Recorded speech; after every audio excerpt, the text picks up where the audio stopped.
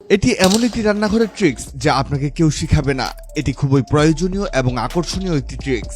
বড় বড় 5 স্টার হোটেলেও এই ট্রিক্স কাজে লাগায়। তো চলুন জেনে নেওয়া যাক অজানা এই ট্রিক্সটি।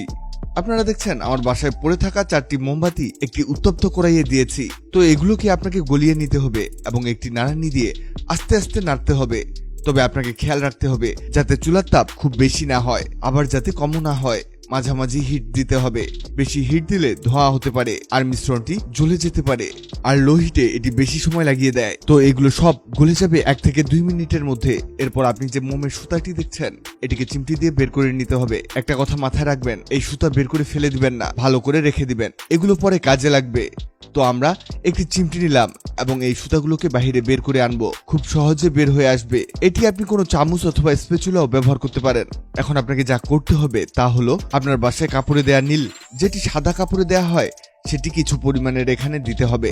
এটি দেওয়ার কারণে কিছুটা বুদবুদ আকার ধারণ করবে।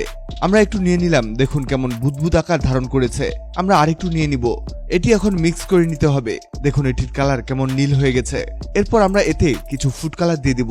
আপনার বাসায় ফুড কালার না থাকলে আপনি এটা বাদ দিতে পারেন, এটা দেওয়া জরুরি না। হালকা একটু দিয়ে নিলাম ফুড কালার। এখন এটিকে একটু মিক্স করে নিবেন।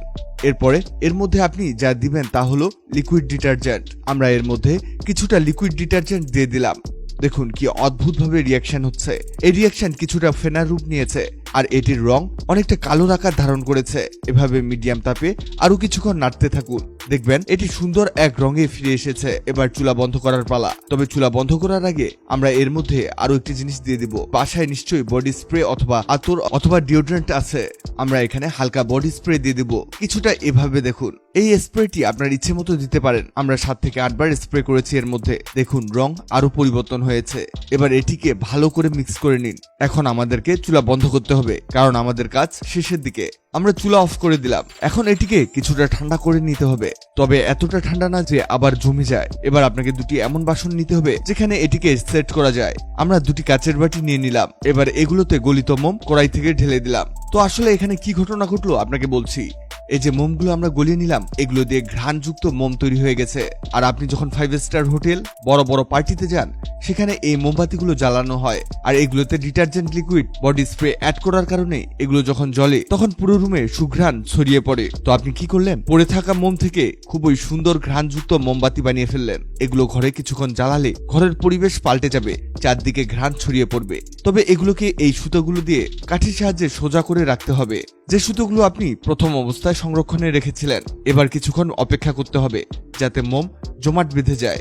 আমাদের সুঘ্রাণযুক্ত 5 স্টার হোটেলের মোমবাতি বানানো কমপ্লিট। দেখুন দেখতেও কতটা সুন্দর লাগছে।